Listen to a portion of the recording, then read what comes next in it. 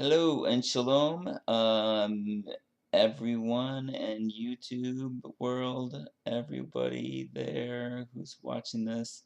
This is Yirmiyahu Weeps. I am partly doing this in a response to Patriot Research Gal, and partly this is something that I had been thinking about for a little while, so I just wanted to make the video. Okay, it's going to be about the three realities that we live in, and the three heavens and you. Um, so I will just kind of jump in, I suppose. Okay, now from what I have found in Scripture, there are three heavens. There's the heaven of the Earth's atmosphere. That's referred to as a heaven, and that's the first heaven. The atmosphere that is surrounding the Earth, the air we breathe, the clouds in the sky, the winds, rain, snow, hail, all of it, that's in the first heaven. The second heaven would be when you get beyond the Earth's atmosphere into the rest of space. Now, the other planets' atmospheres, that is basically their own heaven, that planet's heaven, but it's because it's that planet's atmosphere. So when you get beyond the Earth's atmosphere, then you're getting into the second heaven. Now, from what I have found with listening to people that know about these things, that the universe is a closed system. In fact, my father is into science and math, and he was telling me how if you start at any point in the universe and you go in a straight line without any kind of curve, no turning, a perfectly straight line, eventually you will come back to the place you started from. Of course, if you live long enough, but you would come back to the place you started from. I think this indicates, and as well as other things that I can't remember off the top of my head, but they showed me that we live in a universe that is a closed system. Now, what's outside of this universe? Is there anything outside of this universe? I believe there is. I believe outside of this universe is the third heaven. Now, outside of this universe, you're going beyond space, time, matter, um, energy. Space, time, matter, and energy. Beyond that, beyond this universe that has space, time, matter, and energy, the three dimensions, you go into the realm where Yue is. I don't know what it's like, can't imagine it, no idea. Um, but I believe that is the third heaven. Now, I think that corresponds to the three realities that we live in. The first reality we live in is the surface reality where things seem okay. You're going about your life and you're growing up and learning about things, and things seem okay, at least for some people, probably many people. Um, Things are just the way they're supposed to be, for the most part, for at least partly. But then the deeper reality is things are not what they seem. That man, it ranges so far. Religion, government, media, um, all of the world we live in is saturated in lies. It's just saturated. In fact, it's saturated in the very person of yourself and myself. We're saturated in lies and what is contrary to love and goodness. Um, Even when we're trying to be good, we're not completely 100% good. There's some part of us that is contrary to love in some way. Um, I mean, everyone that I know of, I'm in fact, Scripture says that it's everyone. That's every single person. Now, Yeshua, of course, the man who lived on the earth 2,000 years ago, was actually empowered by Yahweh to walk perfectly according to love. Perfectly according to love. The only human being that's ever done it. To be perfectly according to love. And of course, um, he was executed, and after a few days, he came back to life again, and he will never die ever again. So he's alive now, but he is I don't know. His state of existence is beyond me. So I can't really comment on that because I'm not really sure. But so that is the first reality and the second reality. The first reality is the surface reality and things seem okay and it's just operating according to this world and operating according to how this world system functions. Okay? Then there's the deeper reality where lies and deception are saturating every aspect of reality and everyone that's in this reality. Um, and so that's why, like, I don't see that government is going to have the solution for those things. I don't see that people are going to have the solution for those things because they're part of the problem. So government is made up of people who are part of the problem. In fact, sometimes they're a major part of the problem, um, but that's why I don't see human beings. I mean, it's good to strive towards good for each one of us, to strive towards that. But at the same time, I think it's good to be realistic and know that in and of ourselves, in and of any human being, we are not going to have the solution. The solution is by design has to be found outside of ourselves. We need redemption, we need rescue. Um, Now the third layer of reality, okay? And I see that the surface reality is like our atmosphere. It's what we can visibly see and experience. It's tangible to us. Well, not see, of course you can't see the atmosphere, but I mean you can like scientifically or whatever. But then beyond this small encapsulating atmosphere around the Earth, we have the much, much, much greater reality that is emptiness. It's a universe of empty space, emptiness, and death to us. Um, and that's what I see with the deception and lies that saturate us in our reality. It's death to us, and it just saturates. But then there's the greater reality. So I see like the top layer of like the surface, the sub layer of lies and deception and what is death, and then the very core is Yah's reality, and that is pure, and it is love, and it is goodness, and it is hot white. It's just, I mean, that's the way I see it in my mind, anyways. It's just this pure reality, and it's greater than the other two realities. It's greater, and it's more powerful exponentially. So it's just there's no comparison. It's so much greater, and the day will come when it will overtake the other two realities. It will just blossom, explode, and just overtake the other two realities, and it will be all that there is. It will be all, everything. Love, goodness, purity. Um, yeah, they're really real. I mean, this reality is like illusion, lies and deception. It's all illusion. Lies, deception, and death. I mean, of course, we will die, so that's not an illusion. But death is part of lies and deception, and that's all illusion. That's not the real. The real is the love and the goodness and truth, and like real love and goodness, like no, not one of us has ever experienced beyond what we've experienced. Beyond that. Um, so that's what I see with the three heavens and the three realities. Now, I see that it goes back to Yihweh and who he is. And if you define, I think so much of so many things can be cleared up and clarified by defining, not defining, by identifying who Yihweh is. If you identify who he is, it clears up so much. You say that he is omniscient. That means he knows everything. That means he has always known everything. Everything there is to know, he has always known it. Always. There has never been a time where he has not known everything that there is to know. You say he's omniscient. You say he's omnipotent. That means all powerful. That means there is nothing that he is incapable of doing that that's possible to do. Now, of course, he can't lie, but lying is a negation.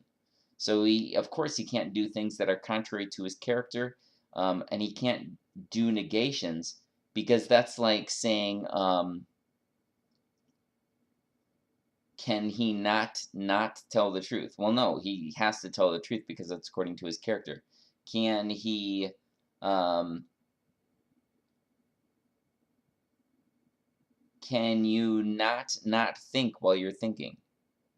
No, that doesn't make any sense. That's illogical. It's a contradiction. It's irrational. It doesn't make any sense. That's a non-thing.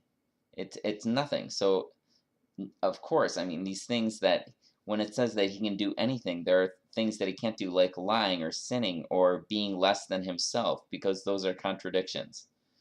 So he can't do those things.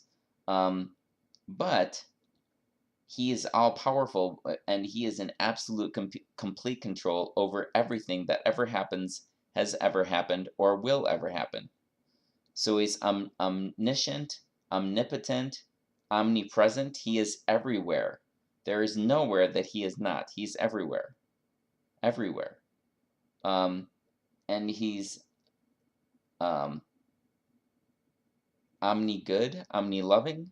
So he's all completely 100% good and all completely 100% loving. Now, if he is those things, and he is the creator, he is the ultimate creator of everything, ever. Everything has its source in him. Everything.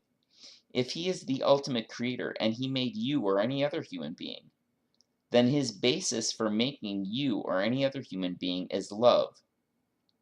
So if his basis for making, and he's absolutely perfect, absolutely, completely, 100% perfect. If the being who is the foundation of all reality and all of creation, and who is completely 100% in control of everything, and who is all powerful and all knowing, has created you out of love, would he do anything less than give you inestimable worth, incalculable worth? You are worth so, so, so much. And would he just throw you away?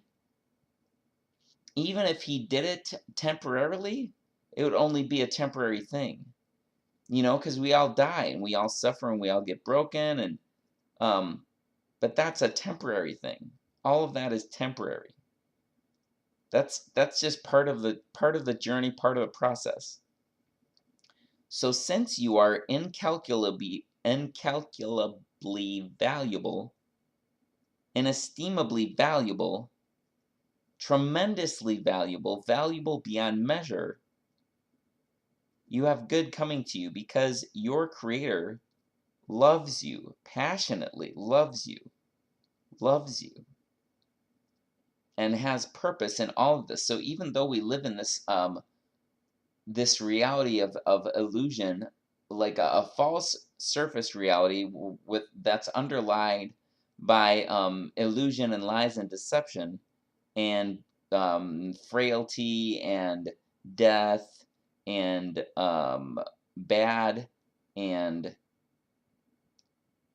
things that are wrong, underneath that is the core of love and goodness and truth, which is more powerful than anything else. Anything, because it's the very character of Yue himself. And he, of course, is more powerful. I mean, it would be sooner that existence, that our creation reality would go out of existence than that he would not be. Because that's just an impossibility for him to not be. But this creation of reality can go out of existence, but he cannot. He is the very foundation of all things, everything. And the very foundation of it is love. So even when things are bad or whatever, the foundation is love. I just thought of something I wanted to say. Shoot, can't remember.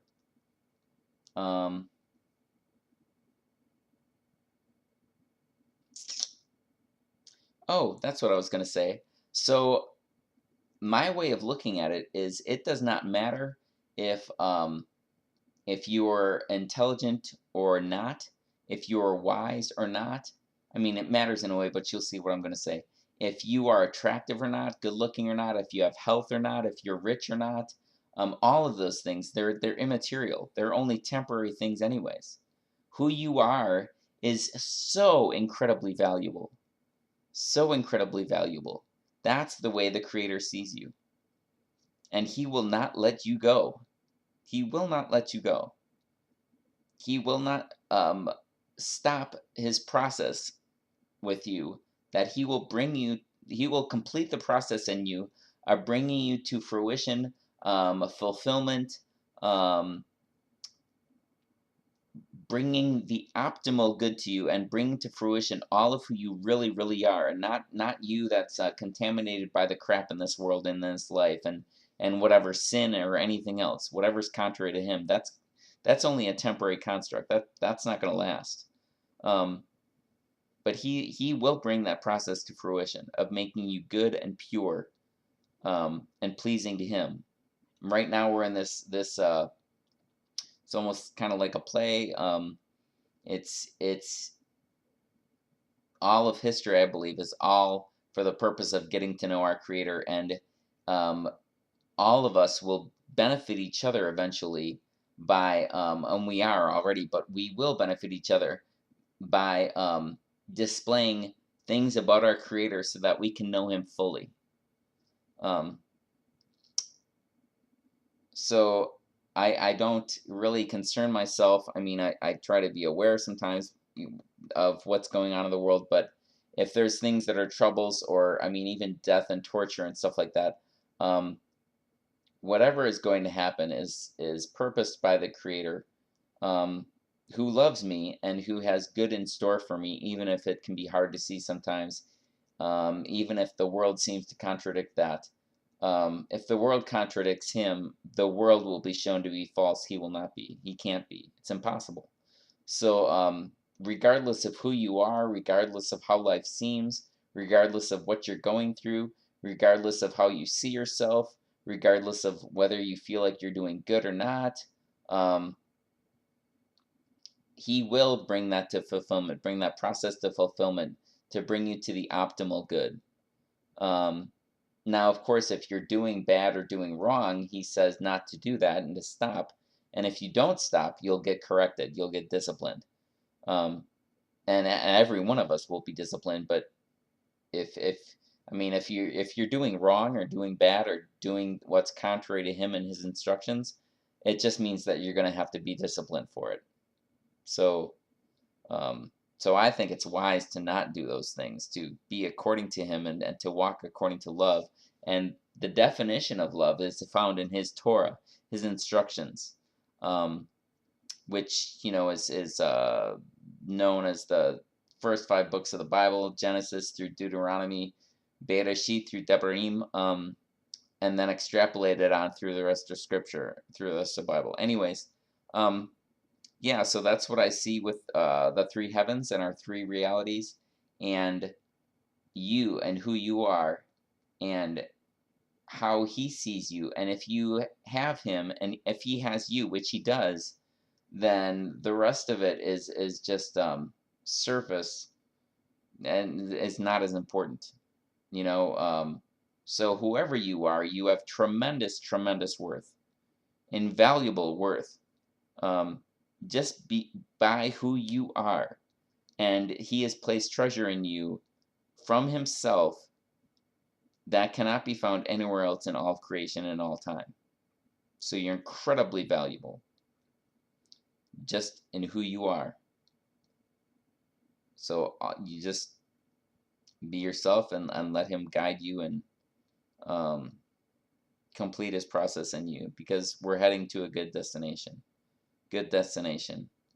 That third heaven will overtake all things, and that will be the reality that we are heading towards. So I hope this has been interesting, helpful, beneficial.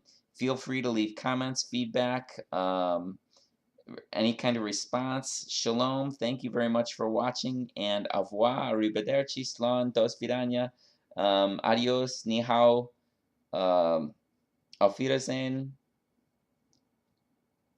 au revoir, heda, bye.